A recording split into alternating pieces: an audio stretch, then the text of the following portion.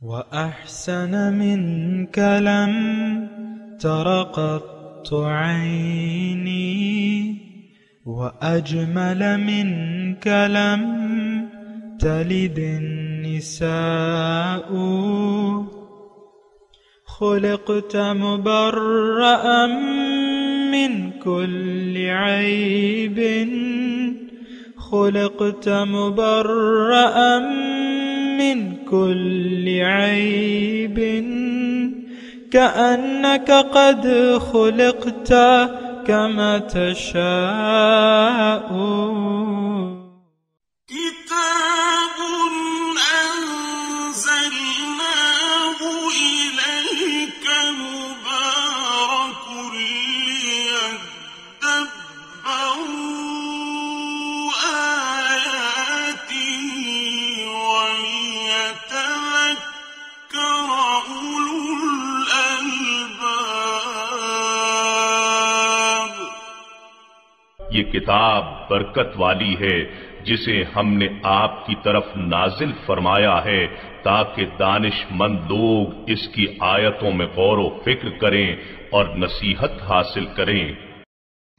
اللہم صلی علی سیدنا محمد وعلی آل سیدنا محمد بعدد کل ذرۃ مئۃ الف الف مرۃ.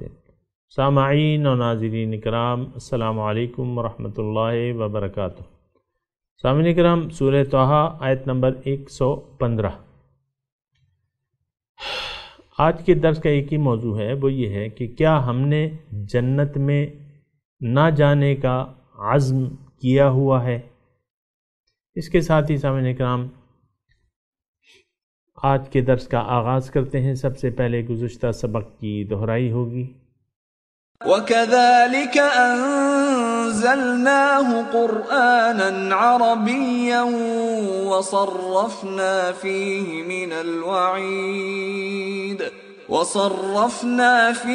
مِنَ الْوَعِيدِ لَعَلَّهُمْ يَتَّقُونَ أَوْ يُحْدِثُ لَهُمْ ذِكْرًا.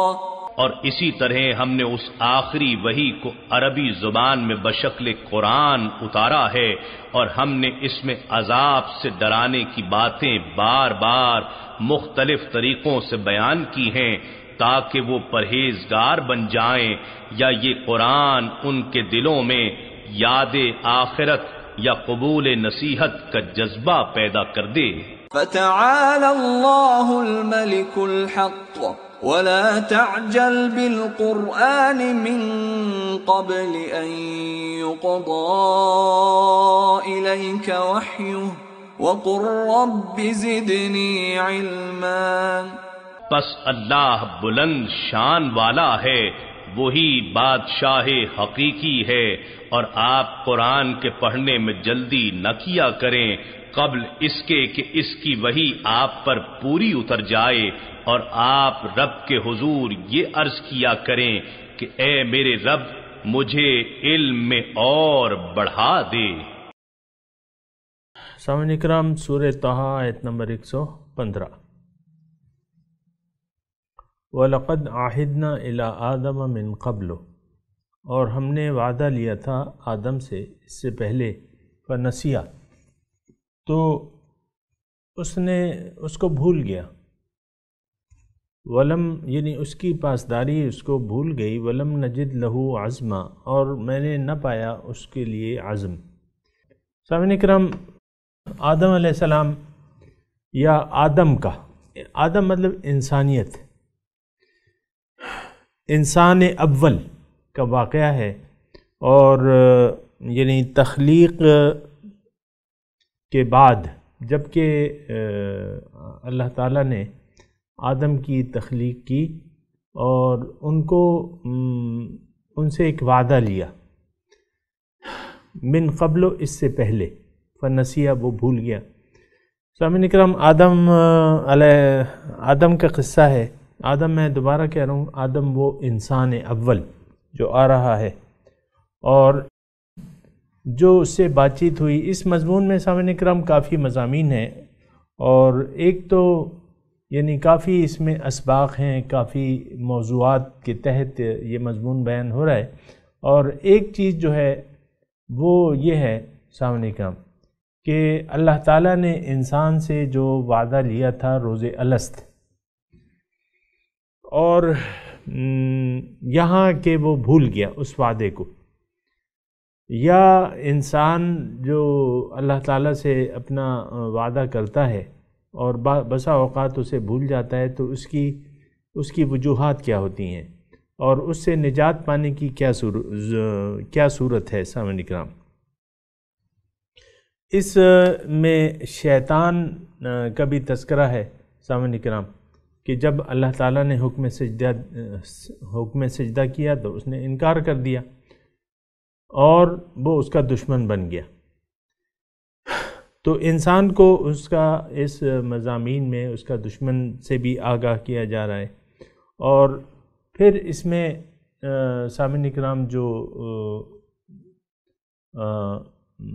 بنیادی مضمون ہے، تو وہ اللہ تعالیٰ نے اس میں انسان کو اس کا مقصد حیات اس واقعے میں بیان ہو رہا ہے، اور اس کی کامیابی کی جو واحد صورت ہے وہ بھی اس میں بیان کی جا رہی ہے۔ انسان کا نصب العین بھی اس میں بیان ہو رہا ہے، اس میں کامیابی کے لیے طریقہ کار کا بھی بیان ہو رہا ہے سامعین کرام۔ جو اس کے دشمن ہیں ان کا طریقہ واردات، یعنی دشمن کیا ہے، نفس ہے، شیطان ہے، ان کا طریقہ واردات کیا ہے، انسان کو بہکانے کے لیے ان کا طریقہ واردات کیا ہے، اس سے نجات کی کیا صورت ہے، یہ سارے مضامین اس میں بیان ہو رہے ہیں سامعین کرام۔ اور جو ہم نے پہلی آیت پڑھی ہے نا، وہ یہ ہے کہ وَلَقَدْ عَهِدْنَا إِلَىٰ آدَمَ مِنْ قَبْلُ فَنَسِيَ، یعنی اللہ تعالیٰ نے دیکھیں ایک ہدایت کی تھی۔ ہدایت کیا تھی؟ وَلَا تَقْرَبَ هَٰذِهِ الشَّجَرَةَ، اس درخت کے قریب نہ ہونا۔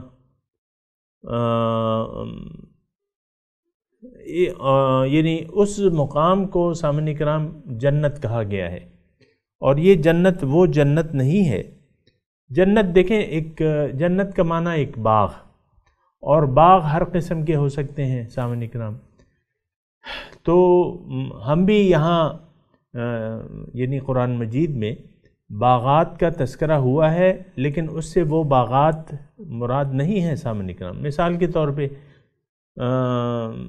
اللہ تعالیٰ نے ابھی ہم نے پڑھا تھا کہ ایک واقعہ بیان کیا ہے کہ ایک صاحب کے 2 باغات تھے، جنتین۔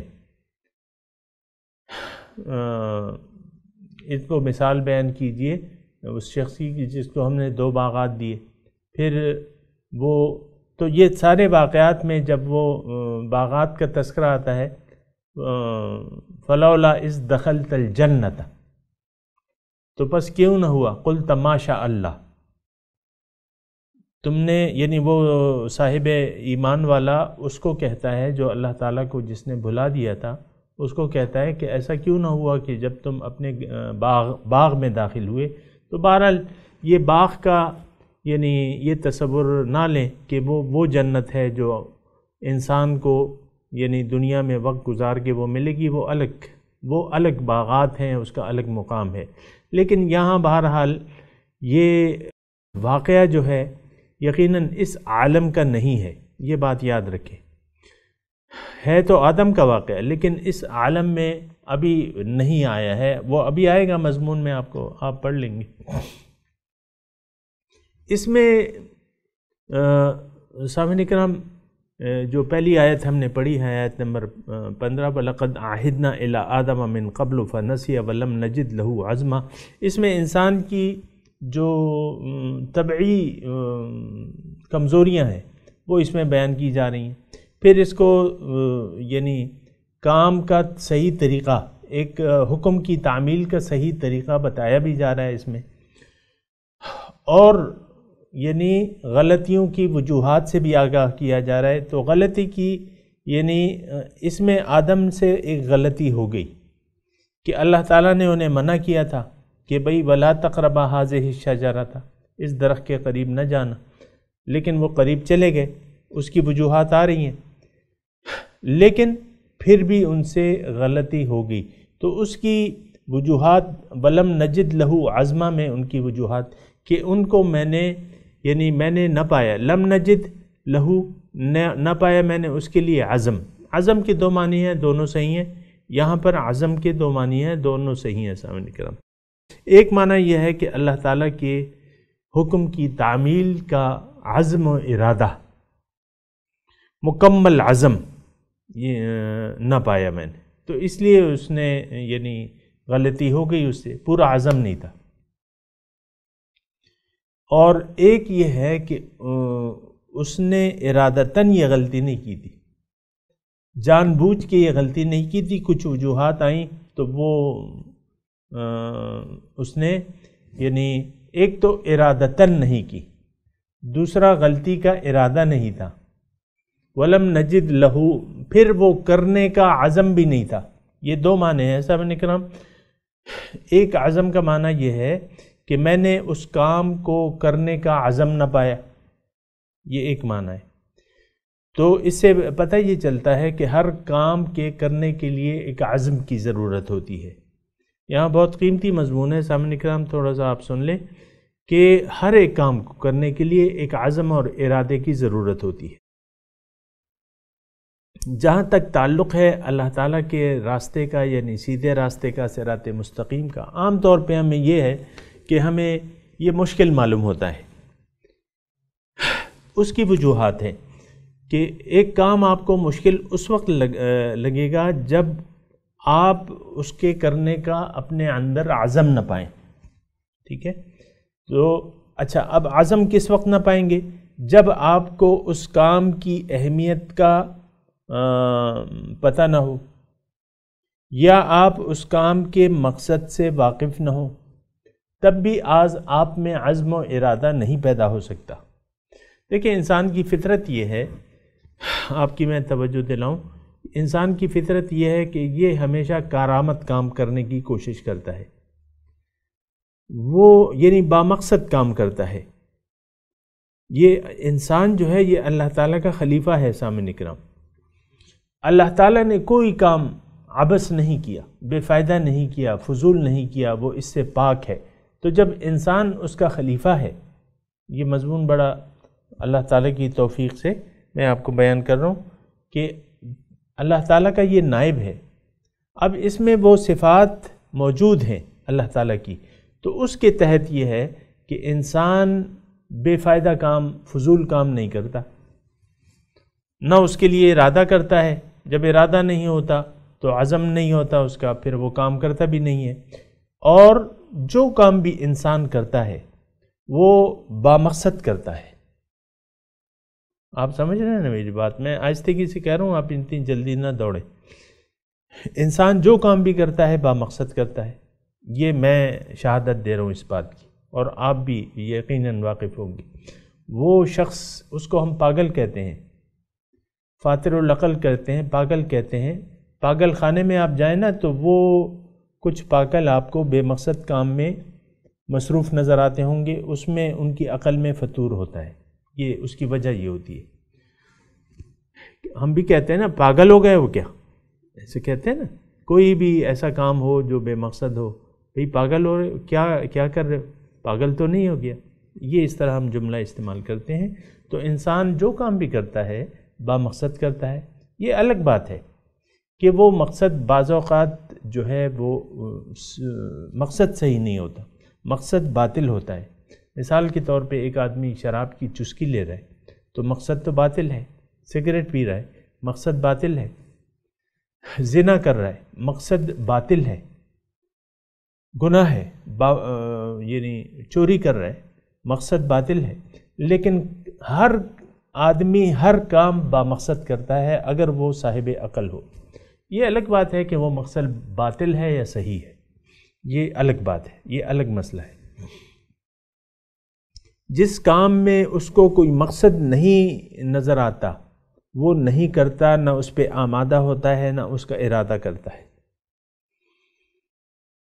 اب اللہ تعالیٰ کی بندگی ہے، اب یہ جو پوائنٹ ہے وہ یہ ہے، اللہ تعالیٰ کی جو بندگی ہے یہ تو ایک مقصد کی تکمیل کے لیے ہمیں بندگی کی ضرورت ہے.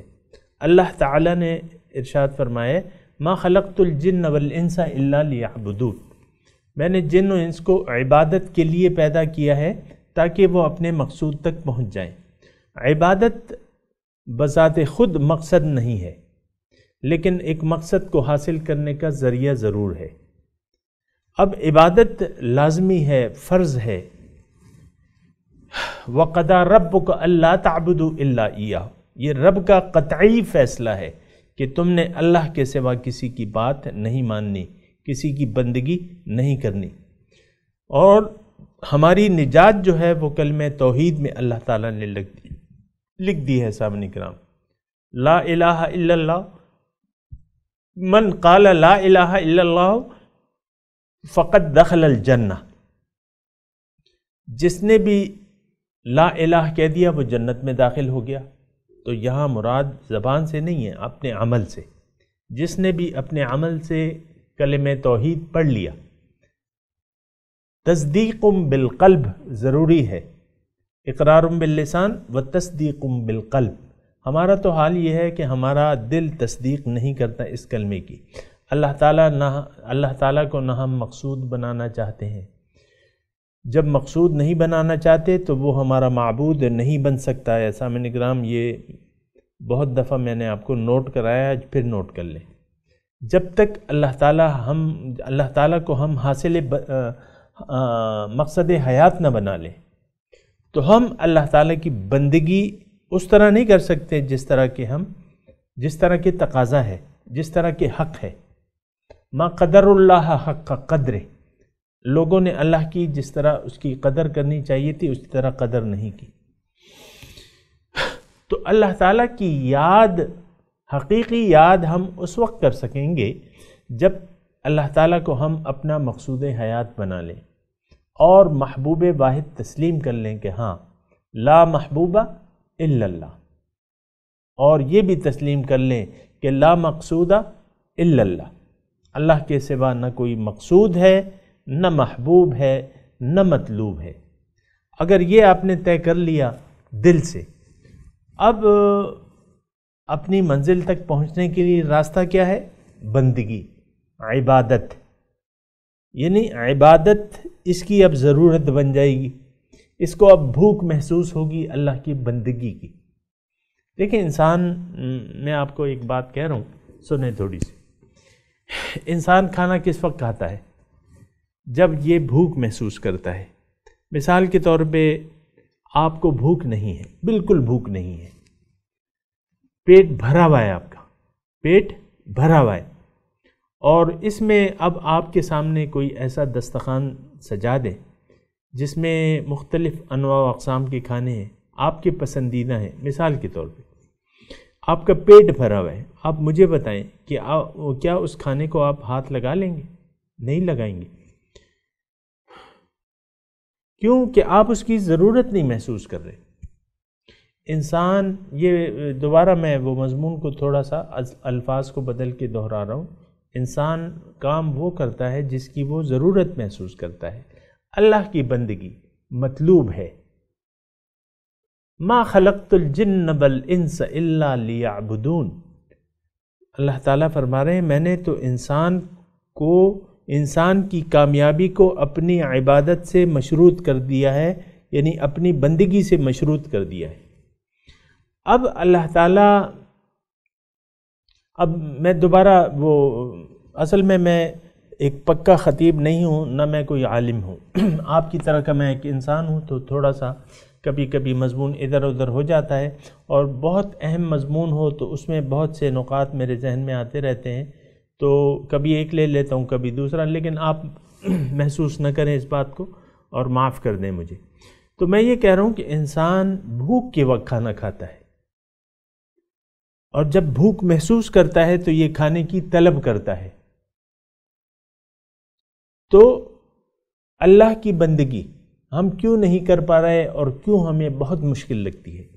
اس کی وجہ یہ ہے کہ بندگی کی ہمیں بھوک نہیں ہے، اور ہمارا پیٹ بھرا ہوا ہے۔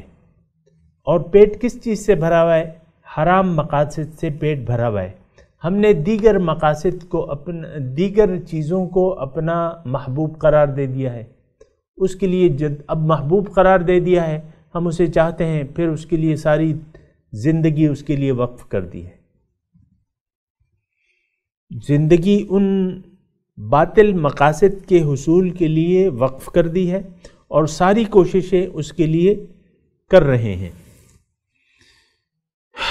اور یہ شخص جو ہے اللہ تعالیٰ کی نظر میں سب سے زیادہ نقصان اٹھانے والا ہے دنیا کی زندگی میں، کیونکہ حقیقی مقصود کو تو اس نے بھلا دیا اور باطل مقاصد کو اپنے سامنے رکھ لیا. ختم ہو جانے والی چیزوں کو سے اس نے دل لگا لیا، پھر اس کو حاصل کرنے کے لیے اس نے جد و جہد شروع کر دی. حاصل کرنے کے لیے اس نے جد و جہد شروع کر دی. تو جب جد و جہد شروع کر دی تو کیا ہوتا ہے کہ دیگر جو باطنی مقاصد ہیں، جو اس کے حقیقی مقاصد ہیں، اس سے اس کی توجہ ہٹ جاتی ہے. پھر یہ ہوتا ہے کہ اللہ تعالیٰ کی یاد سے اس کا دل غافل ہو جاتا ہے. اللہ تعالیٰ کی یاد سے اس کا دل، اور دنیا اور ما فیہا جو کچھ اس کو اچھے لگتے ہیں اس کی یاد میں اس کا دل مصروف ہو جاتا ہے. آپ دیکھیں نا ہمارے ڈریمز جو ہیں، خواب، وہ کیا ہے؟ یہ تو آپ اچھی طرح جانتے ہیں. اس ڈریم میں ہرگز اللہ تعالیٰ کی ملاقات نہیں ہے. اللہ تعالیٰ کو راضی کرنے کی کوئی ڈریم نہیں ہے ہمارا. اور یہ بہت بڑی بدقسمتی کی بات ہے. قسمت کا میں نام نہیں لوں گا، میں واپس لیتا ہوں. قسمت تو آپ اپنی خود بنائیں گے.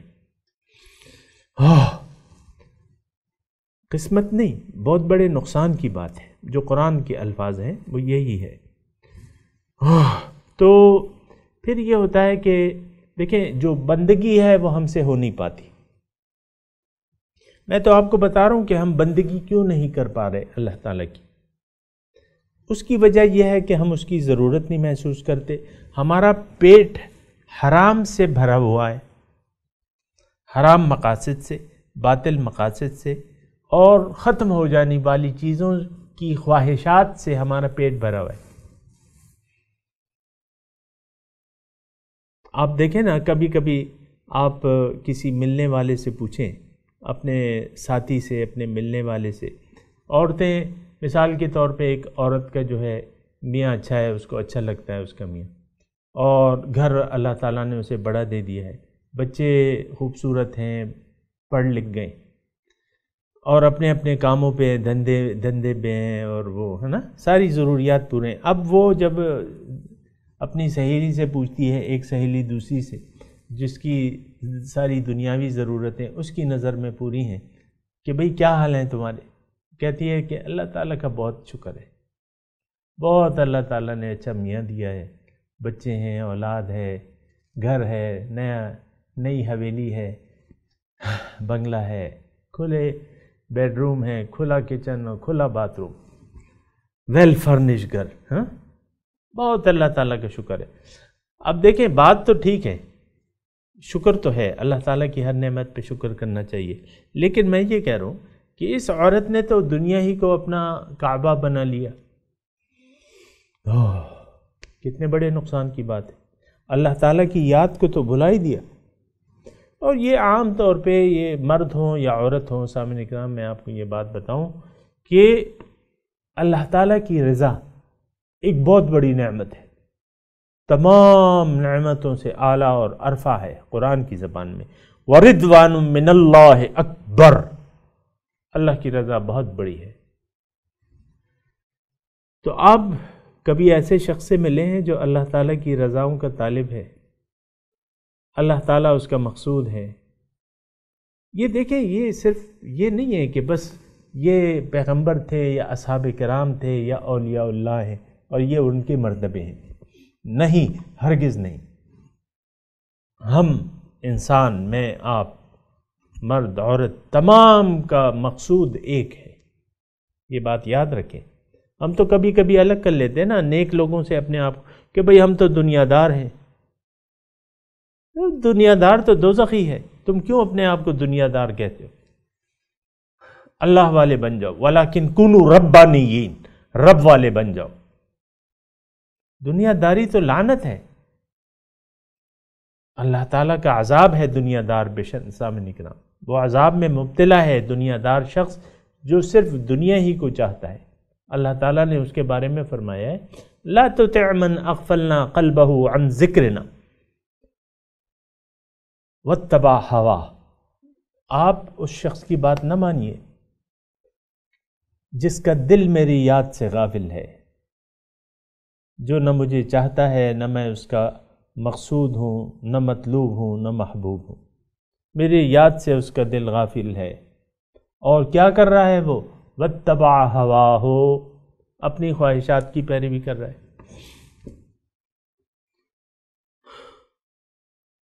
فَأَعْرِضْ عَمَّنْ تَوَلَّى عَنْ ذِكْرِنَا وَلَمْ يُرِدْ إِلَّا الْحَيَاةَ الدُّنْيَا، آپ اپنا رخ پھیر لیجئے اس شخص سے جو پھر گیا میری یاد سے اور اب یہ نہیں چاہتا صرف دنیا ہی کی زندگی کو، دنیا کی زندگی کا طالب ہے اور کچھ بھی نہیں چاہتا۔ لم یرد الا الحیات الدنیا، اللہ تعالیٰ نے دیکھیں بہت ٹو دی پوائنٹ باتیں کی ہیں، بالکل نقطے پہ ہیں۔ اب یہ دیکھیں، اور بہت جگہ میں آپ کو بتاتا رہتا ہوں، اللہ تعالیٰ نے مسلمانوں کا، مومنوں کا، کافروں کا، مشرکوں کا، منافقوں کا نام ہی نہیں لیا، رویوں کی بات کی ہے اللہ تعالیٰ نے۔ اور میں بھی آپ کو یہی کہتا رہتا ہوں کہ اصل چیز تو رویہ ہوتی ہے۔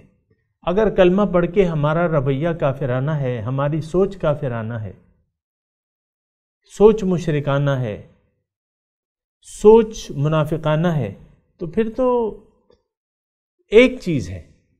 دیکھیں، میں آپ کو حضور صلی اللہ علیہ وسلم کی حدیث سے آپ کو یہ بات بتا رہا ہوں، یعنی ثابت کرنے کی کوشش کر رہا ہوں۔ حضور فرماتے ہیں من تشبہ بقوم فہو منہم، جس نے کسی کی مشابہت اختیار کر لی، کسی کی اسلام یعنی دین کے علاوہ یا مسلمانوں کے علاوہ کسی اور کی مشابہت اختیار کر لی، کافروں کی، منافقوں کی، مشرکوں کی، تو فہو منہم، تو وہ انہی میں سے ہے۔ اور دیکھیں کتنا آسان ہے، یعنی اس میں میری اور آپ کی خواہشات کا تو کوئی دخل ہی نہیں ہے۔ میں اپنی طرف سے آپ کو معاذ اللہ کی پناہ کہ میں آپ کو دین، اپنا کوئی دین بنا کے پیش کروں، اللہ کی پناہ۔ تو آپ پھر جب یہ نہیں میں کر رہا، تو پھر آپ قرآن اور حدیث جو میں آپ کو پیش کر رہا ہوں، تو اس پہ آپ سوچیں، آپ کو سوچنا ہے کہ بھئی یہ جو کہہ رہا ہے آیا ہے واقعی ایسا کہ نہیں۔ تو جو حدیث میں نے آپ کو سنا، من تشبہ، کس نے مشابہت اختیار کی، جس کی بھی مشاہد بقوم فہو منہم۔ اب یہ اس میں نہ مسلمان کا تذکرہ ہے کہ بھئی مشابہت آپ مسلمان کی کر رہے ہیں، منافقوں کی کر رہے ہیں، کافروں کی کر رہے ہیں، مشرکوں کی کر رہے ہیں، نہیں، جس کی بھی ہے۔ آپ مومنوں کی، پیغمبر کی مشابہت یا اصحاب پیغمبر کے راستے پر چلیں، جیسا کہ حکم ہے کہ علیکم بسنتی و سنت خلفاء الراشدین المہدیین، تم پہ لازم ہے کہ میرا طریقہ اور میرے خلفاء کا طریقہ لازم پکڑ لو۔ اب کسی نے اگر اصحاب کرام کی مشابہت اختیار کر لی، حضور صلی اللہ علیہ وسلم کی اطاعت اور مشابہت اختیار کر لی، ظاہر ہے وہ تو اس کا حکم ہے کہ وَلَكُمْ فِي رَسُولِ اللَّهِ أُسْوَةٌ حَسَنَةٌ، تمہارے لیے رسول کی زندگی میں ایک بہت اچھا نمونہ ہے۔ تو پھر تو اگر ہم نے رسول کی مشابہت کر لی تو فَهُوَ مِنْهُمْ، وہ ان میں سے ہوگا۔ ہاں، اگر کوئی کافرانہ سوچ کو اپنا لیتا ہے، کافرانہ سوچ کیا ہے؟ ان ہی الا حیاتنا الدنیا نموت و نحیا، کافر تو اسی پر بھروسہ کرتا ہے، ظاہر اور میٹیریل پر بھروسہ کرتا ہے۔ اب آپ سوچ لیں، یہ ہماری قوم جس میں میں اور آپ رہ رہے ہیں، اس نے تو ظاہری پہ تکیہ کیا ہوا ہے سامنے کرام۔ میں تفصیل میں نہیں جا رہا اور وقت بھی نہیں ہے میرے پاس اتنا، لیکن سوچنے کی بات ہے، دعوت فکر میں آپ کو دے رہا ہوں۔ تو بہرحال اختصار کے ساتھ میں ذرا خلاصہ بیان کرتا ہوں، پھر آپ سے اجازت کا طالب ہوں گا۔ وہ یہ ہے کہ بندگی ہم نہیں کر پا رہے، بندگی ہمیں بہت مشکل لگتی ہے۔ میں نے خود سنا ہے کہ یار نہیں ہو سکتا، وہ جو طریقہ حضور اور اصحاب کا تھا آج نہیں ہو سکتا۔ تو حالات آج مختلف ہیں، یعنی آپ انکاری ہو گئے، حضور صلی اللہ علیہ وسلم کی اتباع سے آج تو عملاً ہماری قوم انکاری ہے، اس میں تو کوئی دلیل کی ضرورت ہے ہی نہیں۔ اکثریت کے چہروں پر دیکھو داڑھی نہیں سجائی بھی، آپ کا جو اشرافیہ ہے وہ اپنے چہروں پہ داڑھی نہیں سجا پا رہا مثال کے طور پہ، ورنہ داڑھی میں اسلام نہیں ہے سامنے کرام۔ لیکن میں ایسی مشابہت کی بات کر رہا ہوں، حضور کی مشابہت ہم نہیں اختیار کر رہے۔ بہت اچھے ٹی وی پہ آپ کو بیٹھ کے اسلام کا درس دینے والے مل جائیں گے جن کی داڑھی شریف ہی نہیں ہے، اور وہ کبھی عشق کی باتیں کر رہے ہیں اور کبھی حضور کی اطاعت کی باتیں کر رہے ہیں۔ آپ ان کی باتوں کو دیکھیں اور آپ ان کی شکل کو دیکھیں، یہ سارا بس اسلام کا راگ ہم الاپتے رہتے ہیں لیکن عمل تو نہیں ہے۔ حضور صلی اللہ علیہ وسلم کی عقیدت میں ہم یعنی میلاد آتا ہے تو کتنے ہم خیرات اور یہ اور فنکشن اور یہ وہ، آپ دیکھیں سارے میلاد میں آپ دیکھیں کون حضور صلی اللہ علیہ وسلم کی مشابہت اختیار کرنے والے کتنے لوگ ہیں، یا کتنے لوگ اس محفل کے بعد جو ہے حضور کی مشابہت اختیار کر لیتے ہیں۔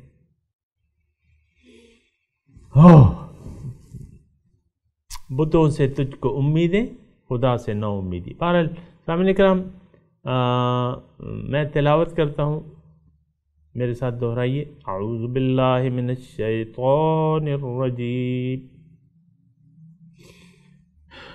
بسم اللہ الرحمن الرحیم۔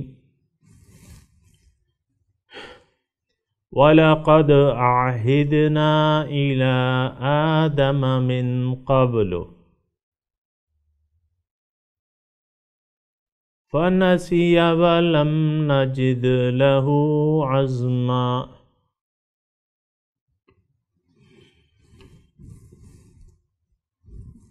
سامعین کرام، اس کی اب آپ مجھے ترجمہ سنا دیں۔ وَلَقَدْ عَهِدْنَا إِلَىٰ آدَمَ مِنْ قَبْلُ،